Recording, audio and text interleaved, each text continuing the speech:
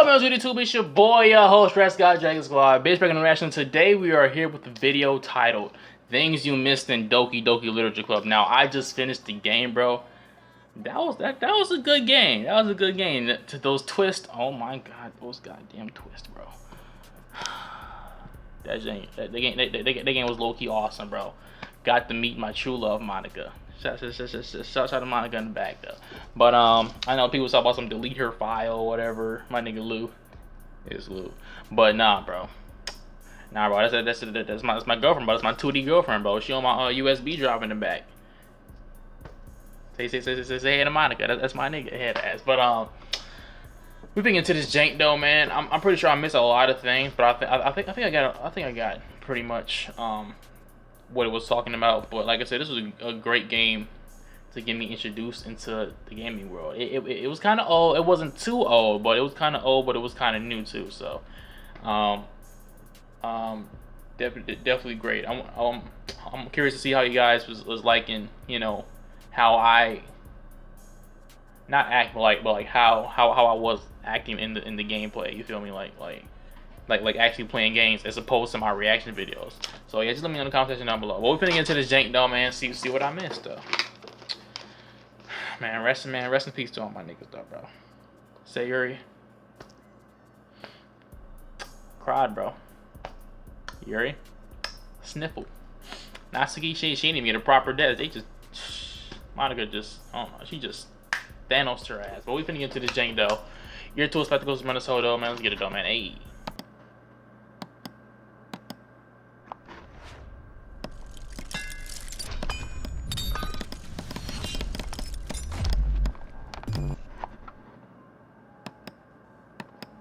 Pull out, bro. Chill out, cuz. See, bro, you see trying to fuck with me already, bro.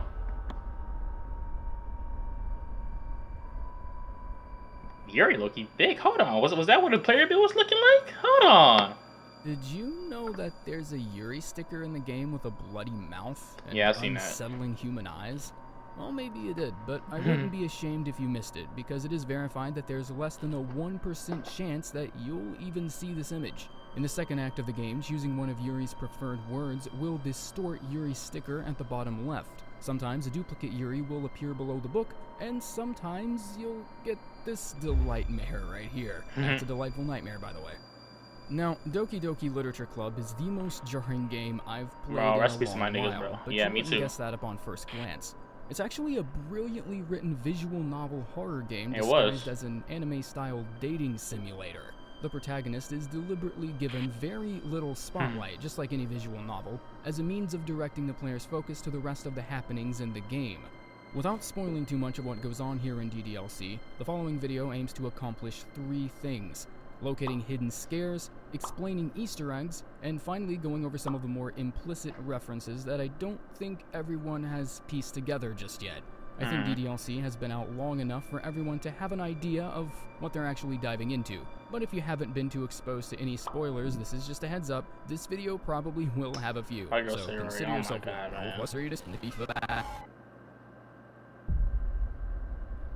This is some sick editing though. I ain't gonna snatch though. I got my volume down though. I ain't trying to be scared. No, we bout it, bro. We bout it, bro. Turn that jank up. As the game's only positive ending, and pretty much everyone with the YouTube channel right now has covered the insane master-level decrypting skills of Redditor's Mithost and Warchamp 7. The 2 people responsible for decoding the character files into various images, messages, and other projects. That alone probably deserves to be its own video in the future, but for right now, let's really focus into the tangible content in the game.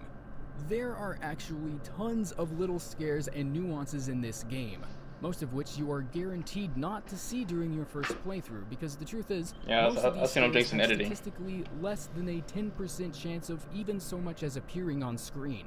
For instance, did you know that a post made by MONIKA's official Twitter account, LilMonix3, references a poem from Shel Silverstein, the same poet she seems to think so highly of in the game?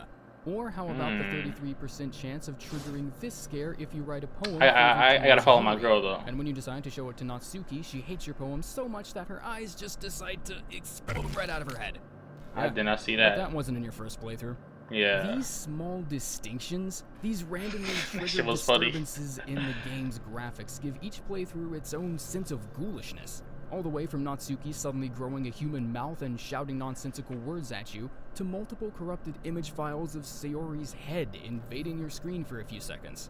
I didn't see Additionally, that. there is a rather suggestive scene that replaces one of the posters in the far wall of the classroom during the second act. Now, I'm censoring what the scene is just as a means of courtesy to the people that haven't played, but if you've made it to the end of the first act, you know what this is. But not every random occurrence in this game is that cryptic. In fact, most of them are extremely obvious. After closing one of the poems in the second act, the screen has a small chance of going completely red with blood vessels hugging the outer edges of the screen. You hear a really morbid ambient sound, almost like a sloshing liquid, and the music gets noticeably quieter. After a few dialogue lines in, the screen will go What the fuck? Click and the game will instantly return to normal. Closing out of the same poem can also convert your cursor to a glitched out fragment of Sayori's face, which will also continue for a few dialogue lines. And even Yuri has a few pretty intense hidden scares of her own. If you advance to the scene where Yuri suddenly runs out of the room in Act 2, you can skip the dialogue right before where she's supposed to reveal the scars on her arm. If you try skipping this section before it happens, the game will spiral out of control and go black for a split second, before revealing Yuri's face disturbingly close to the screen. I just felt chills right there, bro. Doing this also triggers exclusive dialogue with Yuri, where she talks about MONIKA getting increasingly weird. Stay here for a minute or so, and MONIKA will begin She pulled up on her ass. into frame. Yuri's dialogue is cut off as though it were being hacked, and the game spazzes out once again. At the beginning of Act 2, when MONIKA first introduces you to the Literature Club, there's also a small chance that her character image will start to glitch out and contort violently as she enters from the left side of the screen. Not even the starting selection screen is a safe haven. Players have managed to dig up small probabilities that the screen itself will change and deliver messages to you. It can do anything from flashing up a pastel-filtered image of MONIKA, accompanied with blood streaks, to taking away the intro music entirely and just giving you a creepy monochromatic image of each character with blotted out eyes. The warning label introducing the game can also change into something else. The word disturbed can change into dismembered, and sometimes a question mark can appear at the end of the warning. But sometimes the warning can just change altogether and give you a completely different sentence, like, it was only partially your fault. Or, it's just a game. Mostly. There are certainly more of these, but I think that's about all of the important ones. Plus, a lot of the fright comes from finding these during your own playthrough, so I'll spare you the rest of this section.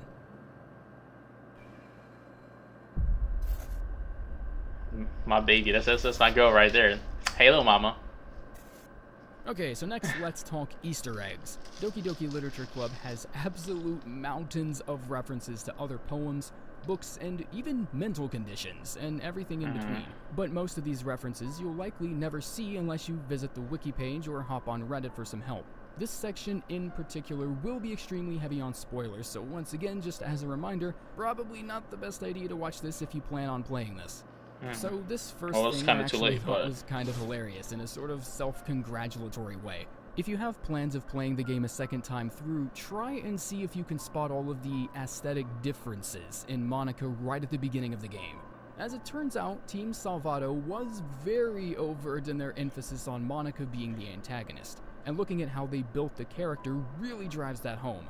MONIKA's outfit is noticeably different for one. Her pink shoes and her black thigh-high socks immediately set her apart from the rest of the characters. I don't even think I've seen those. But because this is such an obvious discrepancy, they don't show you this right away. In fact, MONIKA is positioned so close to you at the title screen that her legs don't even make it into the frame. In addition to her being the only person that never shows her face outside of the school, even the name MONIKA deliberately breaks the pattern of names that end with I. Everything about this character was designed to unsettle you, even from the very beginning. Another thing I immediately noticed were the poems in the first act, before the shit hits the fan, so to speak. A lot of the poems that you're shown allude to instances in the characters' personal lives. Natsuki's poetry reflecting experience with an abusive father is fairly self-explanatory. Wow, so she definitely. The one I found to be the most interesting was Yuri's The Raccoon. Delivered to be a somewhat lighthearted tale of simply feeding a wild animal, analyzing this poem actually reveals that it's an allegory. An allegory for feeding a particular urge that Yuri has later on, evidenced by the lines, "The enticing beauty of my cutting knife was the symptom, the bread a hungry curiosity, the raccoon an urge. Every time I brandish my cutting knife, the raccoon shows me its excitement, a rush of blood. Classic Pavlovian conditioning. I slice the bread and I feed myself again." Now, the poem seems to have an underlying meaning. Alright, behind back up, forming Monika, back up, bro. and destructive habits. The same destructive habit that Yuri demonstrates to you in Acts 2 and 3. In the first act, if you manage to write 3 poems that are all favored by Yuri, the poem she shows you on the 4th day will change. Usually it would be about a beach. Instead, the 4th poem is a sequel to her first poem, Ghosts Under the Light. It uses a lot of the same wording and delivery shown in the first poem, only this one seems to be more passionate, driven by a sort of romantic emotion that the first poem didn't really have. The repetition of the phrase, "my heart pounds," displays her sudden affinity with love and romance, even going as far as to call it a forbidden emotion? It would make sense for Yuri to declare romance a forbidden emotion, because other characters have confirmed that Yuri's track record isn't so hot when it comes to making friends and relationships. Yeah. This is also another means of ultimately foreshadowing Yuri's destructive obsession towards the protagonist as the game continues. Monika's hole-in-wall poem, I believe, is a means of foreshadowing Monika's self-awareness. The hole in the wall, so to speak, is the boundary she's trying to break. Because Monika doesn't fall in love with the protagonist of the story like the others. She falls in love with the player behind the screen. It's just a little hole, the poem reads. That's my baby. It wasn't That's my too girl. bright, it wasn't too deep, stretching forever into everything. A hole of infinite choices. I realize now that I wasn't looking in. I was looking out, and he on the other side was looking in. This he depicted in the poem is you, the player. After Monika becomes self-aware, she realizes she's trapped in a game without the liberty to make infinite choices like you would in real life.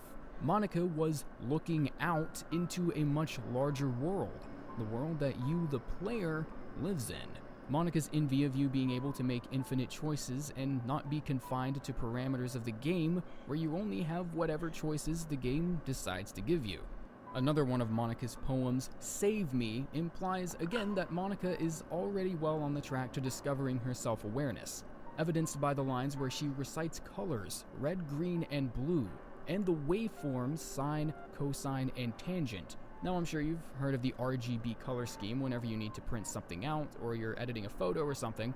Well, that's because the red, green, blue color system is used in computer functions, where these 3 primary colors blend to make every other color that's possible. The endless cacophony of meaningless noise is represented by the 3 audio waveforms, sine, cosine, and tangent. Yeah. She speaks as though she's caught in a bad dream and urges the player to save her. Load me at the bottom seems like just a casual reminder to save and load your game, which Yeah, that's what I is thought. something you will need to be doing as the game continues. The alternate version of this poem later on omits some of the vowels from the poem, but for the most part it is the same poem, except that is when you reach the end.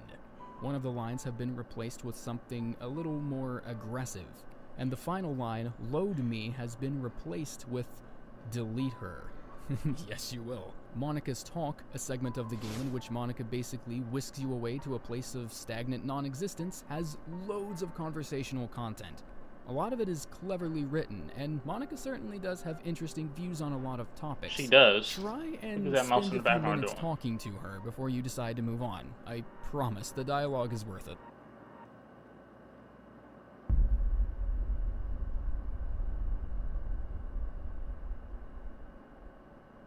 Next, moving on to secret poems. Now, there are a few more poems outside of the game's characters, but a lot of them are less than delightful to read. Only 3 of the 11 secret poems reveal themselves to you per playthrough, and as far as I can analyze, there doesn't really seem to be any pattern or behavior that reveals certain poems. The selection of what you receive, I'm pretty sure, is completely random.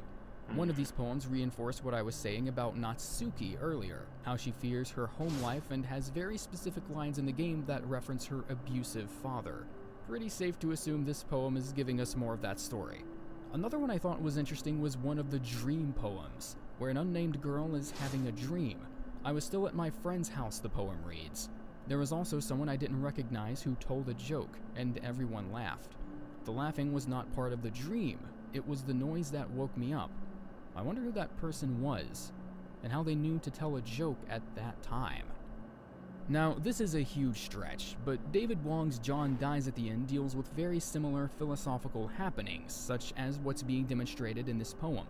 Dream reality correspondence is when something happens in a dream that basically anticipates what you wake up to. Only in this book, the example is a dream about a detonator going off and triggering explosives, just as the main character wakes up to a thunderstorm, which makes you question how your brain set up the relevance of a detonator in your dream in the first place. This is a common mind-bending tool writers use to really psych out their readers. And though there are much more examples of that outside this book, David Wong was really just the first author I thought of when I saw this poem, so sue me. And of course, probably the most enigmatic poem in the entire selection, the Nothing Is Real poem, which contains a paragraph's worth of redacted text, leaving only the phrase, "Nothing is real," left uncensored. And whoever went into it looking for any hidden message ended up coming away empty-handed. Until a doctored image of the poem surfaced. The brightness levels had been adjusted to reveal white text within the black censorship bars that told details involving a girl named Alyssa with a really interesting condition.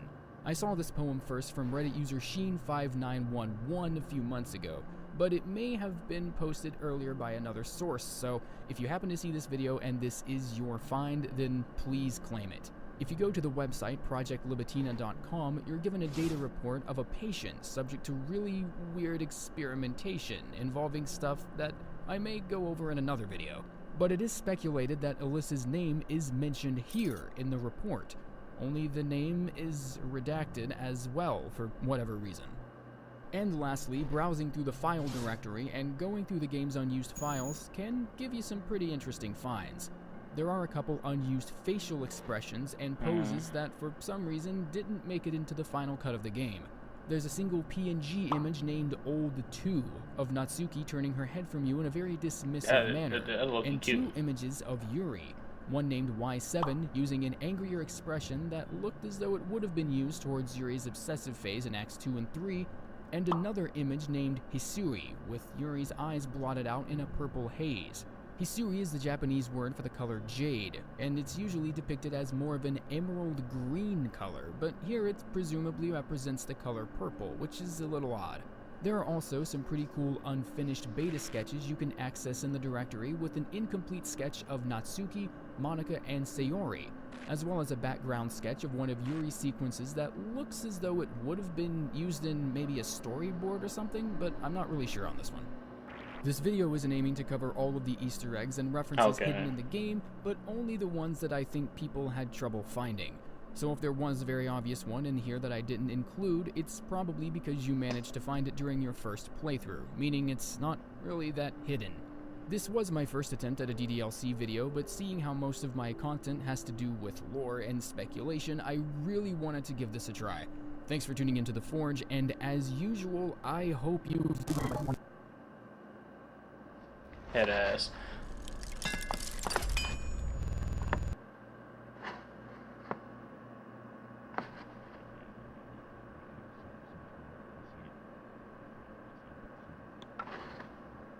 Yeah, we'll see you later. We'll see you later.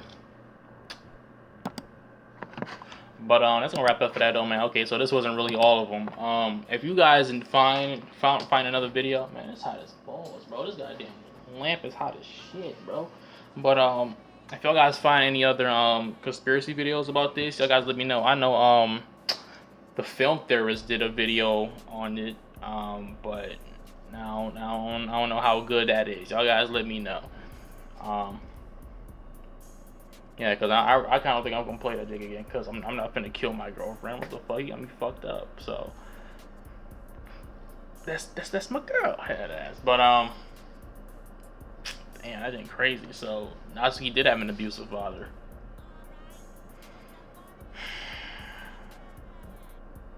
I I think I'm just gonna end the video, bro. Like I just got some more chills down my spine, bro. Like watching that jank. But so yeah, I'm finna get the fuck out of here. You guys can post your comments down below. Tell me what you guys thought. Like I said, tell me how you guys enjoy my gameplay. Go check out the jank. I got a playlist is gonna be in the comment section down below.